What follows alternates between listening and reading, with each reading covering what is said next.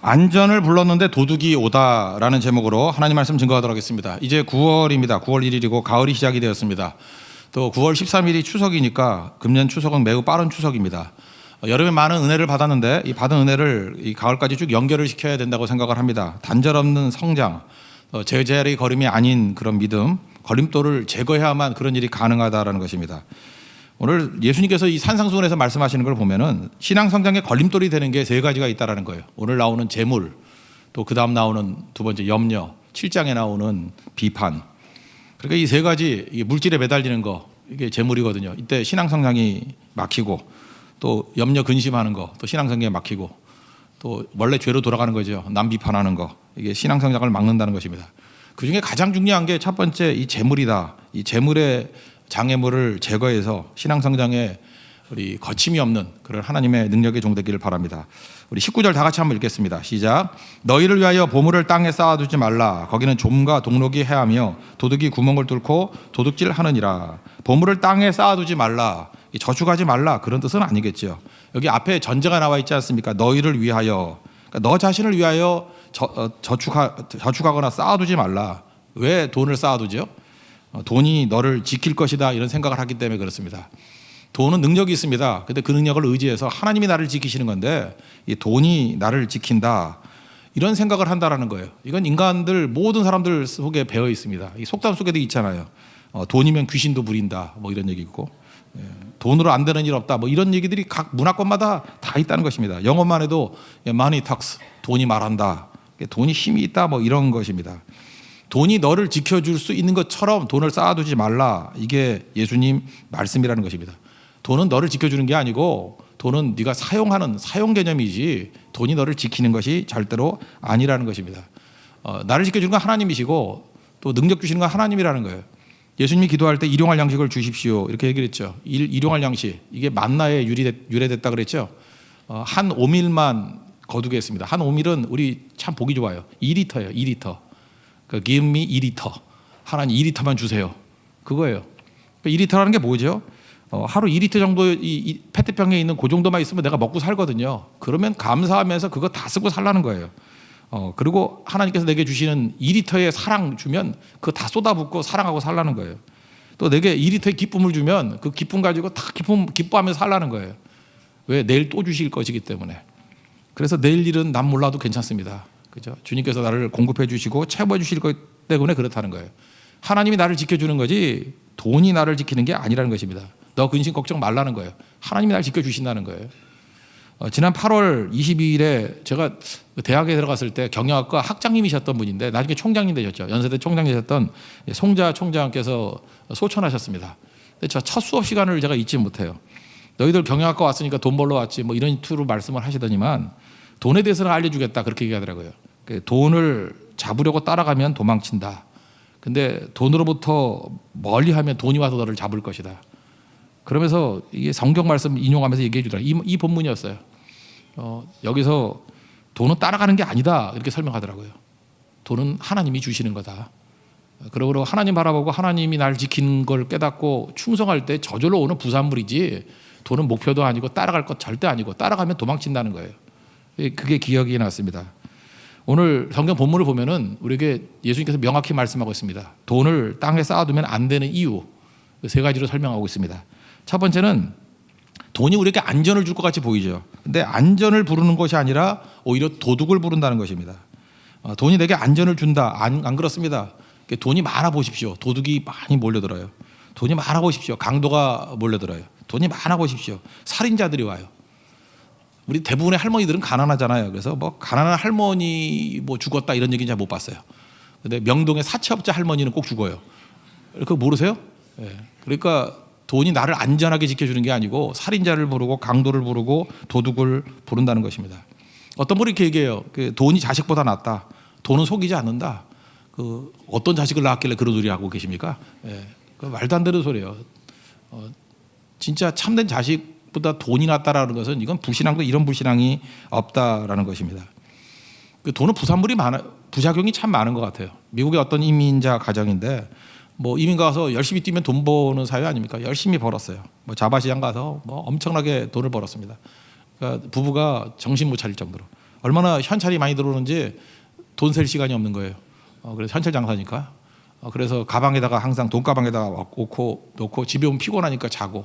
그래서 돈 방이 있어요. 거기다 그냥 쏟아 붓는 거예요, 계속. 그래서 돈이 쌓이고 뭐 반 정도 가득 찼다고 그랬다고요. 그러다 보니까 그 집에 아들이 있는데 아들이 돈이 얼마인지 자기도 모르는 거예요. 그러니까 아들이 거기서 빼가겠죠. 뭐 자기 집이니까 뭐 안 빼갈 수 없죠. 그거 갖고 처음에 도박을 하고 조금 지나고 난 다음에 마약을 하고 순서죠. 그 다음에 감옥을 가고 나중에 그 집 파멸됐습니다. 가정에 파멸이 오더라는 거예요. 돈 쌓아놓으면 이런 일이 벌어지게 된다는 거예요. 돈이 되게 위험합니다. 잊지 마십시오. 돈이 쌓이면은 모든 위험이 다 와요. 도둑도 오고 강도도 오고 살인도 오고. 돈을 어디에 쌓느냐 이게 되게 중요한 거거든요. 땅에 쌓으면은 이거 저주입니다. 근데 하늘에 쌓을 때 이게 풍성해진다는 거예요.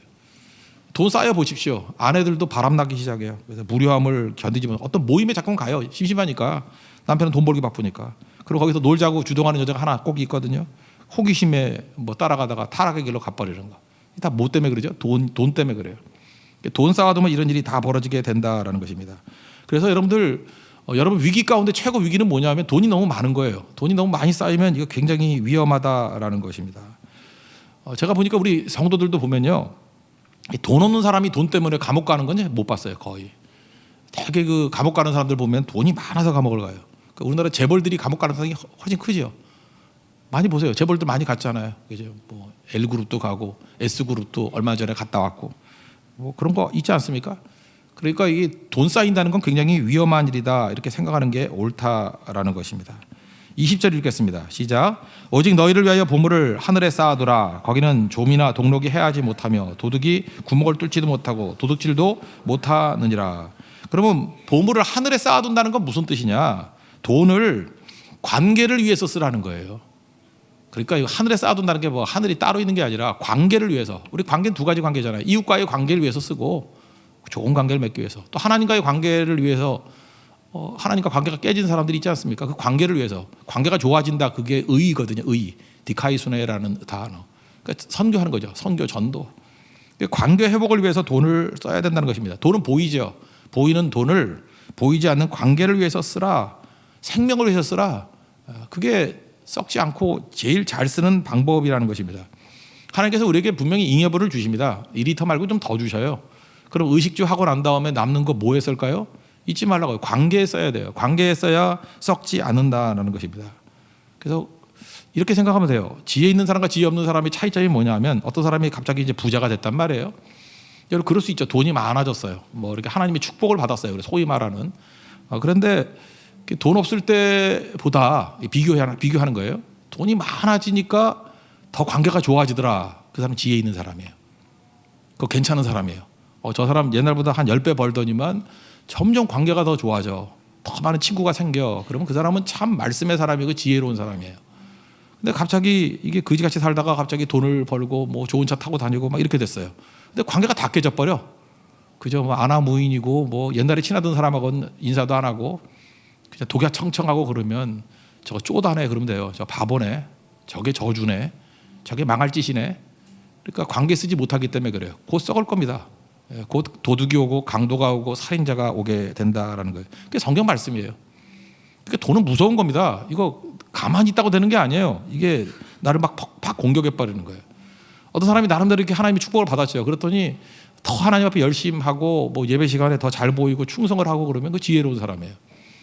근데 보니까 이게 잘 됐어요. 옛날보다 잘 됐더니 이게 예배에 잘 보이지도 않고 농땡이 치고 그러면 이제 본전 드러나는 거죠. 저거 어리석은 자였네. 저거 끝이 어떻게 되려고 저러나. 그래서 중보기도 나오죠. 예. 걱정되죠. 예. 이때는 진짜 걱정이에요. 영혼에 대한 걱정. 예. 왜 지혜가 없기 때문에 그렇습니다. 그럼 바보짓 하지 말자는 거예요. 그 돈이 나를 해치기 이전에 빨리 좋은 관계 맺는데 써야 됩니다. 그게 돈의 의미라는 거예요. 이런 거 성경에 예를 한번 든다 그러면 누가복음 16장에 보면은 불의한 청지기 얼핏 보면 해석이 잘 안 되는 거죠. 어떤 사람이 주인의 눈 밖에 났어요. 주인의 돈을 좀 허비해가지고 해고될 위기에 처하게 됐습니다. 그랬더니 누가복음 16장 3절에 보니까 청지기가 속으로 이르되 주인이 내 직분을 빼앗으니 내가 무엇을 할까? 땅을 파자니 힘이 없고 빌어먹자니 부끄럽구나. 우리 많은 사람 그렇죠. 뭐 하던 일에서 쫓겨나면 땅을 파자니 힘이 없고 빌어먹자니 부끄럽구나. 그래서 위기 상황에 처하게 됐다는 거예요. 근데 이 사람이 뭘 했냐면은 채무자들을 불러가지고 부채를 탕감해주기 시작합니다. 그죠? 부채를 탕감하기 시작해요. 그래서 너 얼마 빚졌어? 기름 100말. 그러면 50이라고 써. 이렇게 반으로 줄여버리고. 너 얼마 빚졌어? 그랬더니 밀 100 써. 그러면 80이라고 써. 그래서 탕감해주고. 이랬다는 거예요. 사실 이거 지금 우리 관점에서 보면은, 주인의 관점에서 보면은 명백한 범죄죠. 공금 횡령에다가 배임이죠. 배임이라는 것은 주어진 임무를 저버려서 재산상의 손해를 끼치는 걸 배임이라고 그러잖아요. 자기가 주인의 재산을 이렇게 태만해 가지고 잃어버리게 만든 거 배임이거든요. 이러면 이거 죄잖아요. 이거 형법에 처하는 거죠, 이거. 그런데 주인은 뭐라 그래요? 오히려 칭찬했어요. 칭찬. 누가복음 16장 9절 보니까 내가 너희에게 말하노니 불의의 재물로 친구를 사귀라. 그리하면 그 재물이 없어질 때에 그들이 너희를 영주할 처소로 영접하리라. 즉 예수님의 관점이 뭐예요? 이 사람이 지금 뭐 잘했다 나쁘다 그 얘기가 아니고 요거 하나가 핵심이라는 거예요. 불의의 재물로 친구를 사귀었다. 이게 지혜롭다는 거예요. 다시 말해서 이 불의한 청지기는요, 재물의 목적을 분명히 알았다라는 거예요. 이게 메시지예요. 재물의 목적이 뭐예요? 관계 회복. 재물의 목적이 뭐예요? 관계 개선. 재물의 목적이 뭐예요? 좋은 관계 맺는 거. 돈 많은 이상한 사람들 모르던 걸 이 불의한 청지기는 알고 있지 않냐? 돈 써서 관계 개선하는 거. 이게 돈의 목적이야. 예수님 메시지예요. 돈은 그렇게 쓰는 거야. 그래서 지혜롭다고 얘기하지 않습니까? 이번에도 대만 성도들 많이 왔었죠. 우리가 정석껏 대접했습니다. 우리 교회 이렇게 헌금이 없으면, 뭐 돈이 없었으면 그렇게 잘 대접 못했을 거예요. 엄청 관계 좋아졌어요. 진짜예요. 뭐 대만 가서도 계속 지금 한국 얘기하고 있어요. 그립다. 먹던 게 그립다. 뭐 제주도 또 가고 싶다. 뭐 어떤 사람 그랬었다. 그 돈으로 그렇게 갔다 오기가 이게 하나님의 은혜야. 막 이러고. 그 왜 그러죠? 우리 돈 잘 쓴 거예요. 그거 갖고 관계가 굉장히 좋아졌거든요. 돈을 그렇게 쓰는 거예요. 거기 믿는 사람도 나오고. 제주 선교 갔더니 우리 정성껏 섬겼습니다. 그랬더니 우리가 연계됐던 교회들을 주변 사람들이 부러워하기 시작했어요. 주변 교회들이 부러워하기 시작했어요. 이게 관계가 좋아진 거 아니에요? 이게 선교고 이게 전도라는 것입니다. 돈은 그렇게 쓰는 거예요. 그래서 여러분들에게 하나님께서 시범적으로 이렇게 돈을 줄 거라고 더 주면은 짧은 기간 동안에 이 돈 어떻게 써야 되느냐. 바보들은 흥청망청 쓰는 사람이 있는 반면에 또는 뭐 쌓아두기만 하는 사람도 있고 뭐 돈 잘못 쓰는 사람이 한둘입니까? 근데 많은 사람이 돈 쓰는 법을 배우지를 못했어요. 근데 성경은 이렇게 얘기하잖아요. 돈은 어떻게 쓰는 거냐? 일용할 양식 빼놓고는 관계 개선에 쓰는 거야. 관계를 위해서 쓰는 거야. 관계가 좋아져야 돼. 그래서 하나님께서 돈을 주시는 만큼 관계가 좋아져야 돼요. 그러면 믿고 줘요. 얘는 돈을 주면 줄수록 점점 관계가 좋아지네. 그러니까 믿고 주는 거죠. 그러니까 돈으로 살지 말고 관계로 살아야 됩니다. 우린 돈으로 사는 거 아니에요. 관계로 사는 거지. 이게 지혜로운 인생이라는 것입니다. 한 가지 더 예를 들어볼까요? 선한 사마리아 사람의 비유. 예수님 말씀하신 거죠. 어쩌면 장사해야 될 돈인지도 몰라요. 그거 갖고 낯선 사람을 잘 도와서 낯선 사람과 이웃이 됐잖아요. 예수님 그 비유 다 마치고 난 다음에 그러잖아요. 야, 이 세 사람 중에 누가 강도 만난 자 이웃이 되었느냐? 누가 관계가 제일 좋아졌니? 그랬더니 자비를 베푸는 사람입니다. 그러니까 돈을 어떻게 쓰라는 거예요?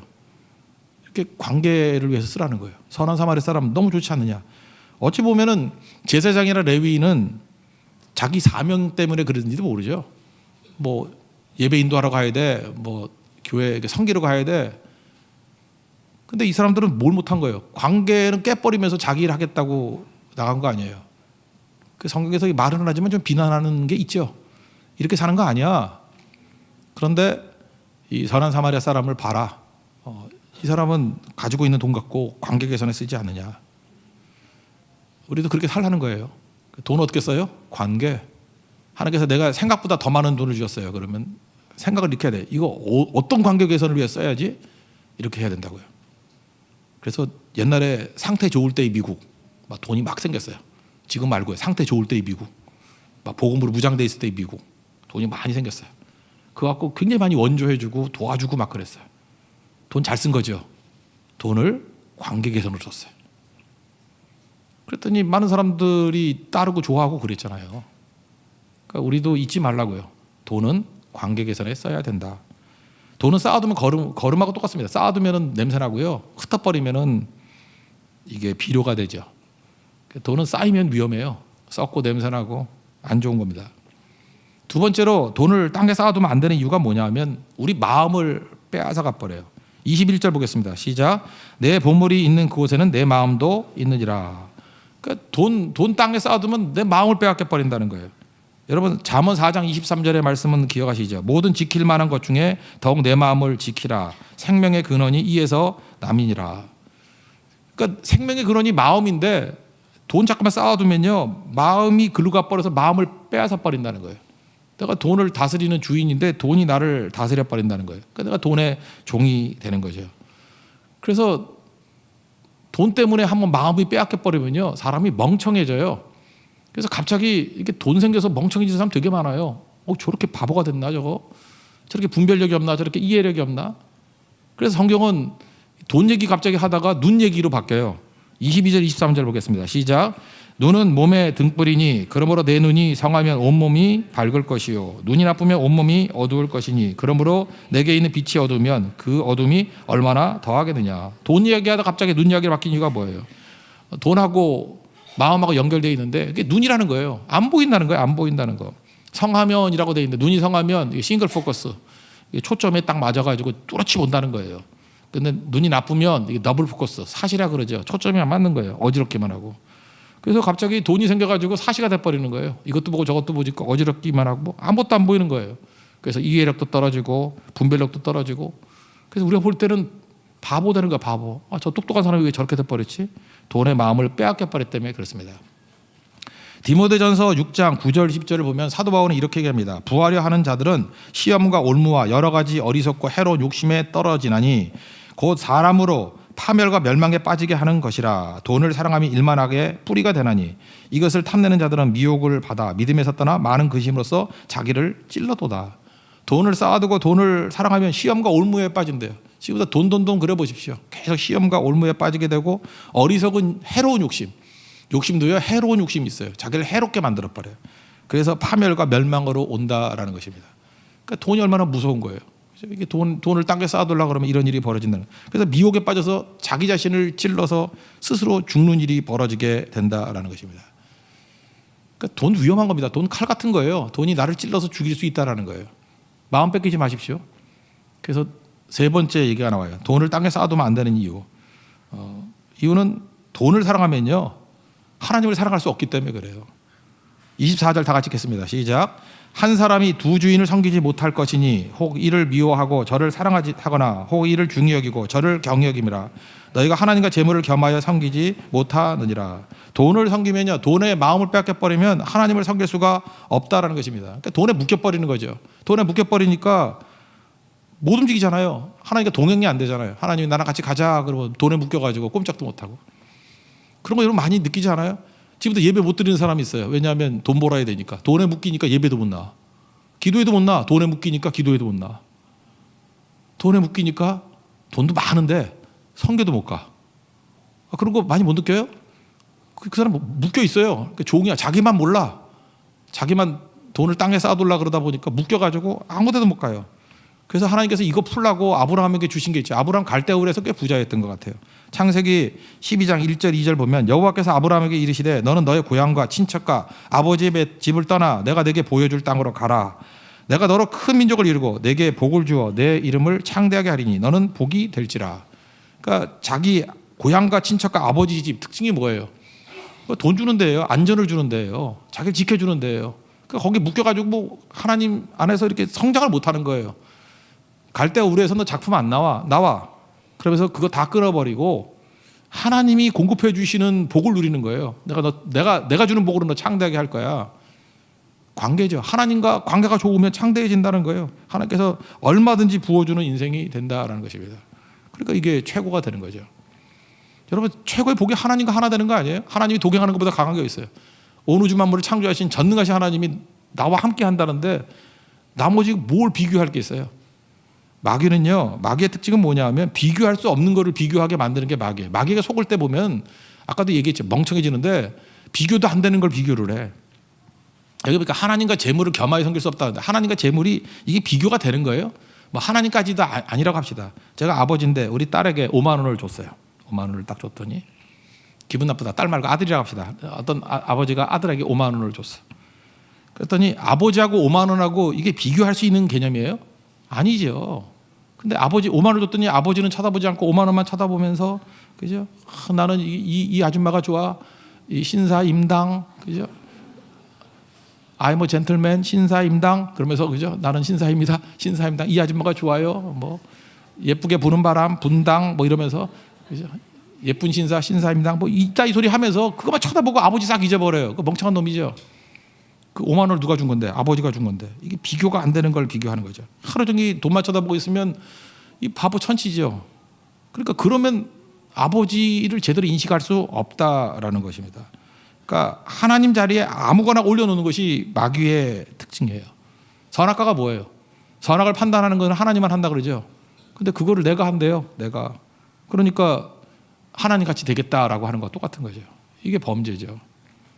그러니까 두 주인 섬길 수 없는데 돈에 하나님 자리에 내가 들어가는 거예요. 그게 선악과고 하나님 자리에 돈이 들어가는 거예요. 그게 지금 오늘 본문에서 말한 돈을 땅에 쌓는 사람의 어리석음이에요. 그러니까 되는 일이 없겠죠. 되는 일이. 복이라는 게 뭐예요? 복이라는 것은 내가 하나님 자리에 안 앉는 것 그게 복이에요. 하나님 자리를 절대 탐하지 않는 거 그게 복이라고. 하나님은 하나님 자리에 두는 거 그게 복이에요. 그러지 않으면 다 날아가 버립니다. 여러분 돈이라는 거 지금도 그러죠. 뭐 부자 3대 못 간다 그러는데 요즘에 3대도 안 가죠. 이게 다 날아가 버리는데 더 심한 것 같아요. 여러분 돈이 신기는 거 아시죠? 한번 생각을 해보세요. 이제 점점 통장이 종이 통장이 없어져 버립니다. 이제 종이 통장 갖고 계신 분들은 되게 60세 이상 있는 분들만 종이 통장이 있지 이 젊은 사람들은 종이 통장 없어요. 그래서 은행도 참 힘들 거야, 그죠? 그 은행 찾아오는 분들은 할머니 할아버지밖에 없어요. 나도 지난번에 한번 뭐 잊어버려서 갔는데 제 또래도 없어요. 다 연세 드신 분밖에 없고. 누가 요즘에 인터넷 뱅킹하지 누가 거기서 그거래요. 그러니까 전자 통장이라고요. 지금 돈의 90% 정도가 이게 전자 거래를 한답니다. 그러니까 컴퓨터 안에 있는 거예요, 돈이. 그러니까 돈은 돈이 아니고요, 숫자예요. 그죠? 숫자라고. 그런 거 생각 안 해보셨어요? 만약에 은행 전상망이 다 망가졌어. 그럴 리는 없겠지만 없을 수는 없지. 있을 수도 있어요. 그럼 여러분 저축해놓은 거 싹 제로가 될 수도 있어요. 백업을 해놨는데 백업도 망가졌어. 그러면 갑자기 수십억 재산이 제로가 될 수 있다니까요. 해킹이 그런 거 아니에요. 북한이 요즘에 맨날 그 해킹하잖아요. 사이버 해킹하는데 금년에만 해킹해서 20억 달러 해먹었다 그러죠. 2조 5천억. 2조 5천억. 우리나라도 한 800억 정도 해킹됐더라고. 여러분들은 지금 해킹 당해도 해킹 당하는지도 모를 거야. 그 왜 그러냐면요. 그냥 어떤 계좌에서 한 10,000원씩 빼가면 알까요? 모르죠.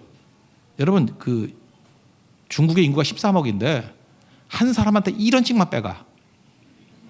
그럼 13억 원이에요. 아시겠어요? 1원씩만 빼가면 10원씩 빼가면요. 10원 빼가면 여러분들 이거 말하기도 귀찮죠. 10원 떨어지면 허리 아프다가 안 주는 사람 많잖아요. 지금. 주서요? 그럼 130억이에요. 100원 떨어지면 한 반쯤은 주실 거예요. 그죠? 1,300억. 그런 거예요. 돈 이거 허상이거든요. 신기루예요. 돈은 숫자거든요. 한순간에 사라질 수 있는 게 돈입니다. 이거 진짜 연기 같은 거예요. 무엇을 위해 살겠어요? 돈 위해 살겠어요? 하나님 위해 살겠어요? 세상에서 제일 어리석은 자가 돈 위해 사는 거예요. 돈 그거 사실 그래서 돈은요 혹시 있다 그러면 빨리 먹는 게 남는 거예요. 빨리 다 사 먹어요. 먹는 게 남는 거예요. 그거 그 돈 쌓아두면 하나도 못 써요. 하나도 못 써. 남이 다 써버려. 계속 쌓아둬봐. 그러면 요즘 같은 정부에서는 세금으로 다 가져가. 알아요? 요즘에 그거 깨닫고 어떤 집사님은 뭐 좋은 차 사고 막 그러더라고. 그 아껴봐야 그 세금을 다 가져가요. 그게 유지가 되는 게 아니라고. 그렇다면 뭐예요? 관계를 위해 자꾸 써야죠. 근데 바보들은 이러고 산다라는 것입니다. 돈에 대해서 우리가 가져야 될 거, 돈 추구할 때 피곤한 인생 사는데 하나님이 추구하면은 기쁜 인생 살 수 있습니다. 돈에 대해서 냉정해지십시오. 돈을 기부하고, 돈을 헌금하고, 돈을 남을 위해 쓸 줄 알고, 돈을 관계를 위해서 사용할 줄 아는 거, 그게 돈에 대해서 냉정해지는 거예요. 근데 어떤 사람은 돈 그러면 돈다발을 딱 보면 가슴이 뜨거워지는 사람 있죠. 막 유사 성령 체험을 하면서 와, 돈. 뭐 남편이 이렇게 돈다발을 딱 던져주면, 왜 그럴 리도 없겠지만 이렇게 던져주면 와 하면서 막 집안이 갑자기 화기가 돌고, 그럼 돈에 대해 너무 뜨거운 거거든요. 그런 가정을 콩가루 집안이라 그러는 거예요. 돈이 아닙니다. 하나님의 임재가 뜨거워지게 만들어요. 여러분, 돈은 냉장고에 넣어놔야 돼요. 차게 만들어야 돼요. 냉동실에 넣어놔야 돼요. 딱딱하게 만들어 버려야 돼요. 그리고 부담 없이 벽돌같이 써야 돼요. 그게 돈입니다. 오늘 예수님이 알려주신 이 말씀 붙들고 적어도 우리 세교에 있는 모든 성도들은 돈 때문에 믿음 성장에 걸림돌이 되는 그런 어리석음을 범하는 함정에 빠지지 않는 종 되기를 원합니다. 보다 자리에서 일어나겠습니다. 행복 찬양하겠습니다.